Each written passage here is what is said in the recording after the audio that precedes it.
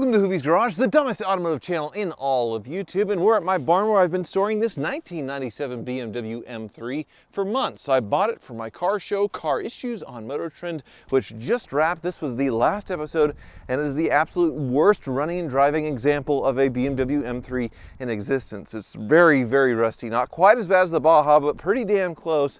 And even though I paid $3,000 for it, I knew I wasn't going to lose because the parts on this thing, well, it's so valuable. But it turns out somebody wanted it, and that person is somebody who hates BMWs, and that's the Car Wizard. I don't know what he plans to do with it, but he's forgiven a bill about the size of what I paid for this car for whatever purpose for the man that hates BMWs. So we're going to take this thing up to the Car Wizard for its last ride. This thing is definitely on its last legs, not just rust-wise, but mechanically. It's a total mess. And then we're going to check on the projects up there. I've actually driven one home in anticipation for the weather, so one's done already. But also, there's some good news and some bad news, some recent developments today that we are going to check on. And for those of you that haven't seen Car Issues with Tyler Hoover, it's basically a higher quality production of what I do here. 10 cars. The last 2 episodes are a real hoot. I'll give you a little teaser. Take a look. The cheapest BMW M3 for sale in the USA. Oh yeah. There's the S52 inline 6. M-Power. I can do this.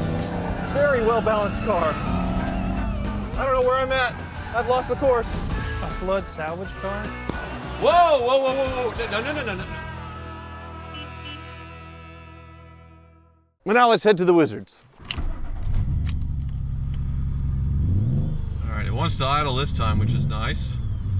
This is really this car's last ride. Every single BMW light that's on, out of gas. Stop for gas, but oh, sounds awful. Just gotta make it 30 miles. But before we see if yet another death trap makes it to the Wizards, I'd like to thank ShipStation for sponsoring today's video and being a continued sponsor of the channel. ShipStation is the leading web-based order management and shipping software designed to make retailers exceptionally efficient at processing, fulfilling, and shipping their e-commerce orders. 100% of my order fulfillment from my merch sales is sent out using ShipStation because it makes selling just about any kind of product online so much easier. Getting started selling online or making the switch is so easy and will save you so much time, effort, and money. Even if you've been selling online for years and you feel kind of set in your ways, you certainly should look into ShipStation. As shipping delays, supply shortages, and huge online demand was probably a mess for you last year.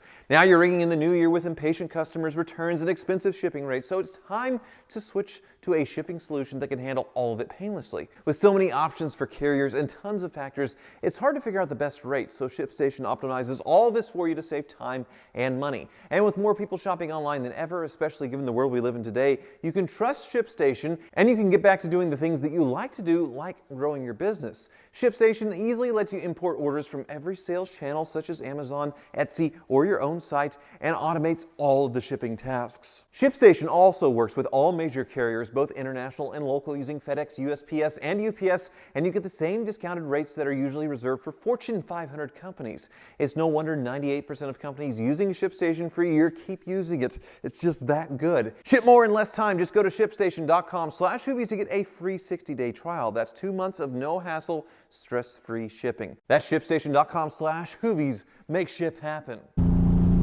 This car is just screaming, please, please let me die, but don't die with me inside of it. Come on, you can do it. 5th. There we go. Tachometer just went. What a prize. Why does Wizard want this thing? Wizard! Yes. It sounds good. Something fell off. Really? Yeah. I've got really special plans for this one. We're just gonna have to find out in the Wizard video what those are. You're gonna have to find out in a Wizard video, yes. Because you hate BMWs, and this one's the worst one I probably ever owned. Good. All right. Out. So I hit a bump and then something fell off. Oh. Yeah, I was dragging that the whole way, huh? Look what the cat drug in. Literally. Yeah. Oh, it's rolling up the window on its own there. Fascinating. Enjoy your prize. Yes, I'm very thankful that you brought it to me today. I have very exciting plans for this car. Okay. Well, you told me that there's good news and bad news in the shop. there's a car that's conspicuously gone. It's a giant winged thing that I took home yesterday. But what has developed since I was here? The 355 is actually, the engine's up and running and done.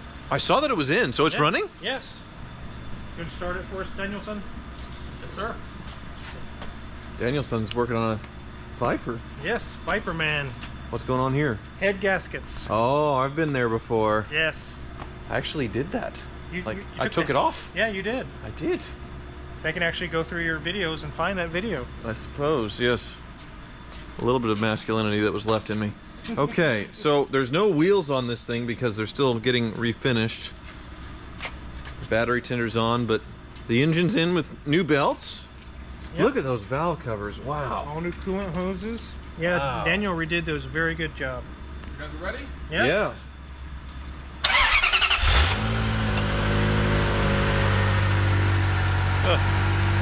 It's quiet. No more misfire. No more misfire, no more like exhaust leak or rattle or whatever it was.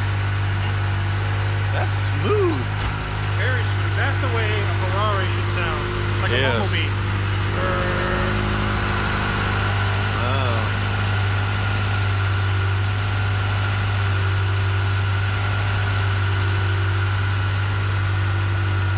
And I see the top's down, so do we fix it or do we convert it? We converted it. Okay. No reason to have that power top working still.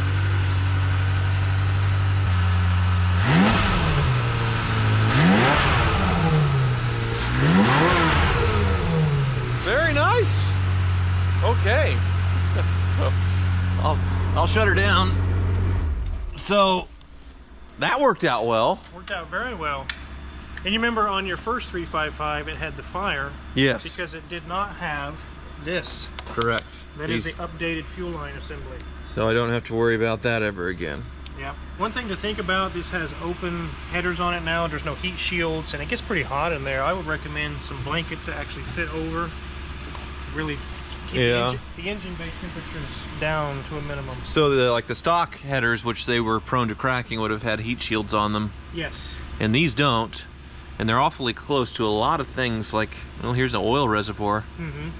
So that would heat up the oil, conceivably, right? Yeah, these were ceramic coated, but some of you can see the coating is coming off and just older headers. A heat blanket would take care of a lot of that. Yeah, well, cover up the ugliness as well. And man, those valve covers look so nice. The Cinque Valvole, 5 valves per cylinder. Yes. I mean, now I kind of want to make this silver and pretty again. It's we can do that. so nice. Turning out very well. It is. All right, well, hopefully I get the wheels back here within a week or so. And then I'm driving it. Yes, you will be. So I drove up the Mustang and I took home the big wing Superbird. And next week it's getting it a tune, and hopefully that takes care of the overheating issue. But really, it wasn't overheating, it was just running hot. Right. And if I backed off a little bit on the highway, then it would kind of creep down a little bit. So that goes to our theory of what you said with the tune. So fingers crossed there. It wasn't really overheating while sitting at the light though, so that was nice. That's good. But I brought this up because, well, it's patiently waiting its turn. The Superbird was kind of a mess, so this thing kind of sat and waited. And now we're going to do, well, lots of things. Things to make this more drivable, like, well, a speedometer would be nice, and a key so I could park this thing and not have to worry about someone driving off, and some other things. But the previous owner actually had got the party started. He included this GT350R gauge pod. Okay. Which is great. That's a metal bezel there. Yeah, it also looks like it has some wiring for turn signals, so we can have turn signals. That'd be nice. No hand signals. And it also included a replica, very, very nice tachometer, which I'll keep that racing tachometer there on the dash, but just to fill the holes. Okay. And then there's a Speedo, that cool Shelby logo. 2 miles on it already. So a little more functionality. I haven't found the Lexan windows yet. I don't think I'm going to get in a hurry to get those, to be honest. As I'm never going to drive this in bad weather or the rain, but maybe if they pop up, I'll do it. But just a few things so I can actually use this car, like take it to dinner and park it. But mostly it's going to be a race car. That's what it was. It really is. The soul of this car is racing. Yes, that's what it was nearly its entire life after 2 years as a rental. So we'll continue with that tradition. But I imagine the bad news isn't with this thing. No, there's no bad news here. If I were to hazard a guess, it would be that lovely turd over there. Yes? Yes, there is bad news with that one. Oh boy. So this isn't my Audi R8, it is my wife's Audi R8, the best Christmas present ever, the gift that keeps on giving. Oh, it does, too. It's supposed to show up running, and, well, it doesn't run. And there's some wiring issues, it's receiving no signal from the crank sensor, and that's kind of where we left off. You ordered a crank sensor hoping that was it, and no bueno? No bueno. We put a new crank sensor in, and it actually was worse. So Kind of strange. But one thing we keep running across is like hacked wiring, like this stuff here. yeah. And then Magic Mike's actually been working on this, and he did some research on these ECMs. There's 2 of them. Right. There's something wrong with these ECMs, and I can tell that they've been out. Somebody's modified them, or you can see it says Pasajero. Yes. Well, if they had them out once before and then put them back in, so they were labeling them. And one's shiny and new, kind of newer, and this one's corroded. I don't exactly know what's going on here, but Magic Mike was able to confirm there's something wrong with these ECMs. I see. Okay. Well, the wiring certainly doesn't inspire confidence either, which now we've discovered why this car was dumped. Right. This is why it was dumped, because of Pasajero. And I know that these are very expensive, something like $2,000, and they require programming, so you're out, aren't you? I'm out. I cannot program these. That leaves me with the dealer. So I guess I'm going to have to get real cozy with the Audi dealer and hope they give me a break, but I know that's like $2,000 per computer, which hopefully when they see this thing and they see the wiring that they even want to work on it. I mean, fingers crossed, that's an issue to deal with. But my wife's Christmas present may get punted.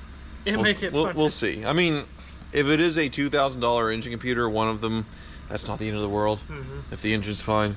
But anyway, these cars, they're just getting so ridiculous. I mean, this thing's almost 15 years old, and it's so stupidly complicated that nowadays, when we're looking at like 2021 Audi R8s, when they're 15 years old, and they're 10 times more complicated than this, we're just smoked. Yeah, we are. You'll be retiring, right? I will be. 10, 15 years, I'm done. Well, don't retire just yet, please.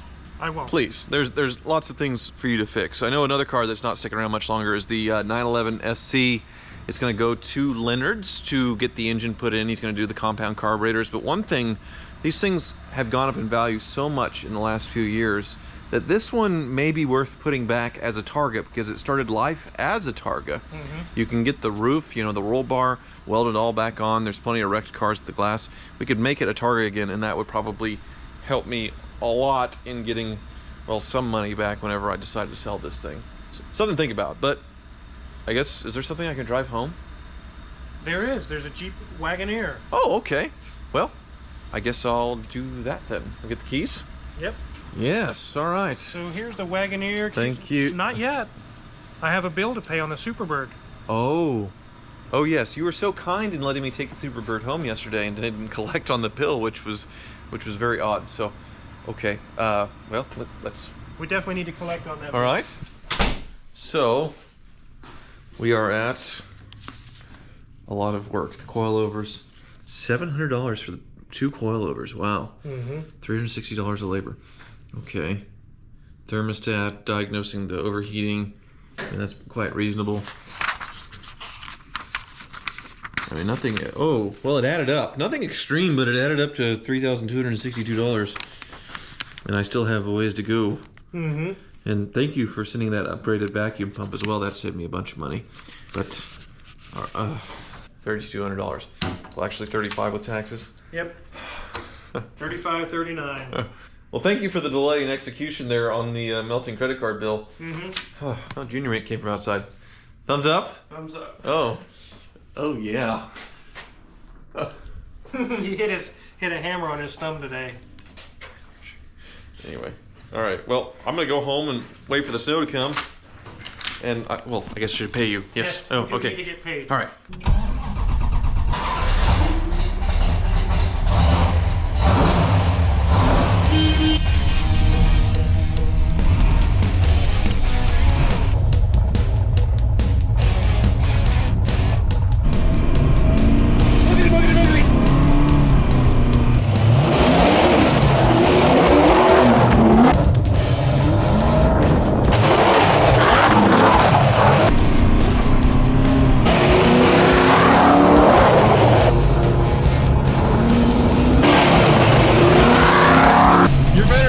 Countach.